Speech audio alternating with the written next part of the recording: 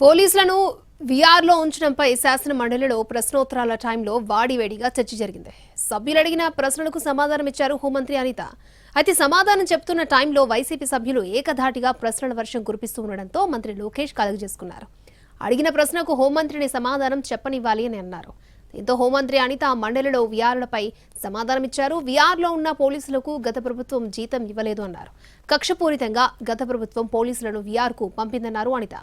కొందరు పోలీసులకు గత ప్రభుత్వం 3-4 ఏళ్ల పాటు జీతం ఆపిందన్నారు హోంమంత్రి అనిత. రూపాయి కూడా చెల్లించకుండా ఇప్పటికీ పెండింగ్ ఉన్నాయి బిల్స్. మీరు కూర్చోండి, మీరు కూర్చోవాలి. కూర్చోండి. హోంమంత్రి గారు మాట్లాడుతున్నారు, మాట్లాడనియాలి.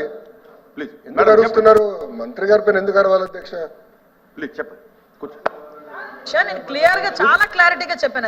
ఇందులోని నేను ఎక్కడా కూడా పొల్లు పోలేదు. నేను చాలా రాజకీయాలు కూడా దూరంగానే మాట్లాడాను. రాజకీయాలు ఎత్తింది ఆయన.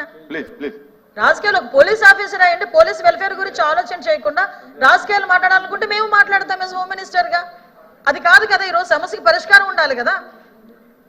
మీ సూచన చేశారా? సూచన నేను పాజిటివ్ గా తీసుకున్నాను, డిస్కస్ చేసుకుంటాం, ఇబ్బంది లేకుండా చేసుకుంటాం. కక్ష పూరితంగా చేయాల్సిన అవసరం అయితే ఈ గవర్నమెంట్ కి లేదు. లాస్ట్